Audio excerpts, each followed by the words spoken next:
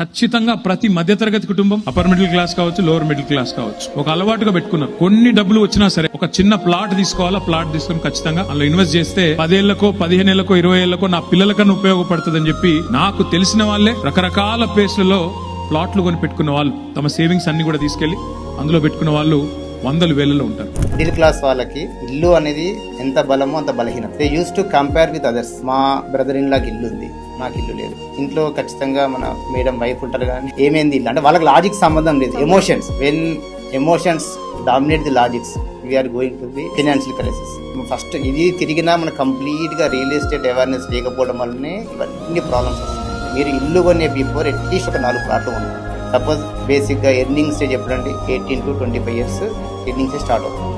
ఆ స్టేజ్ లో మీరు చిన్న ప్రాపర్టీ సిటీకి దూరమైన రేట్ తక్కువ కొనిపెట్టుకోండి. మీ మ్యారేజ్ వరకు ఇంకొక ప్లాట్ కొనిపెట్టుకోండి. ఆఫ్టర్ మ్యారేజ్ 2 పిల్లలు పుట్టిన తర్వాత కంఫర్ట్ జోన్ లో ఉన్నప్పుడు ఒక ఇల్లుకి వెళ్ళినప్పుడు మీకు ఏవైతే ఇన్వెస్ట్మెంట్ చేశారో 2-3 ప్లాట్స్, ఈ ప్లాట్స్ మీ ఇంటికి సపోర్ట్ చేయాలి. Without investing in real estate your life will be incomplete.